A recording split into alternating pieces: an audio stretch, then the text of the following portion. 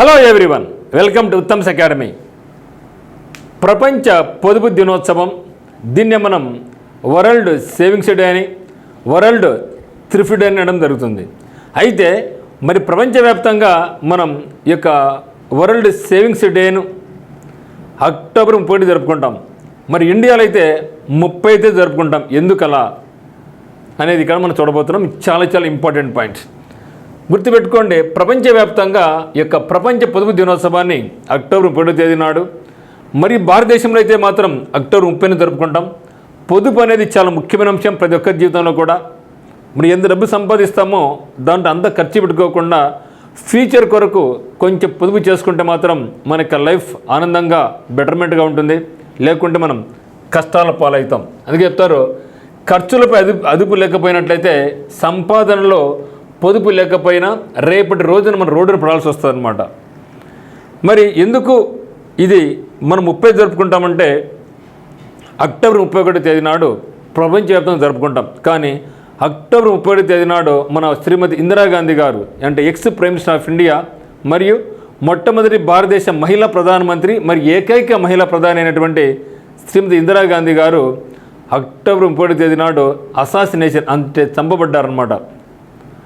కాబట్టి ఆ రోజు మనం బాధించాల్సిన రోజు కాబట్టి, మనం బాధపడే రోజు కాబట్టి ఆ అక్టోబర్ 31 బదులుగా మనం ప్రతి సంవత్సరం ప్రపంచవ్యాప్తంగా 30 జరుపుకున్న అక్టోబర్, కానీ ఇండియాలో మాత్రం మనం అక్టోబర్ 30 నాడు మనం జరుపుకోవడం జరుగుతుంది అనమాట. అది మెయిన్ రీజన్.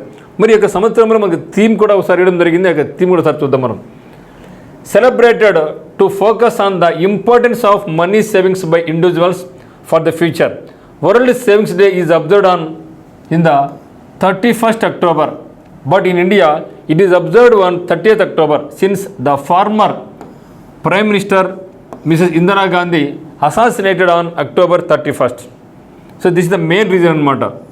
మరియు అయితే ఇక 31st అక్టోబర్ నాడు ఎందుకు మనం జరుపుకుంటాం వరల్డ్ సేవింగ్స్ డే అనే దానికి కూడా ఒక రీజన్ ఉందన్నమాట.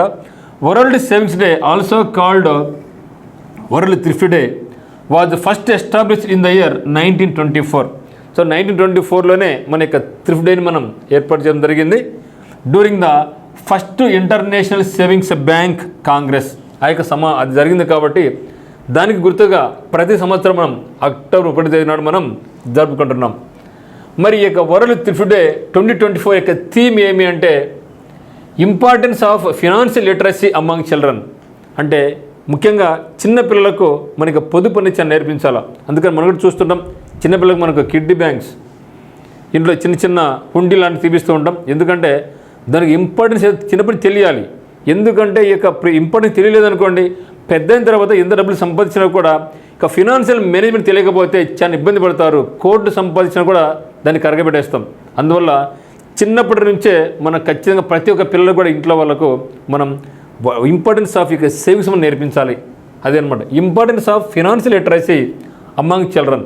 సో చిన్నపిల్లల నుంచి వాళ్ళకు ఫినాన్షియల్గా మనం ఏ విధంగా మేనేజ్ చేయాలి అని నేర్పిస్తే వాళ్ళు ఫ్యూచర్లో చాలా బాగుపడతారు అనేది ఈ యొక్క 2024 యొక్క theme of world thrift day లేదా వరల్డ్ సేవింగ్స్ డే లేదా ప్రపంచ పొదుపు దినోత్సవం యొక్క థీమ్. Thank you.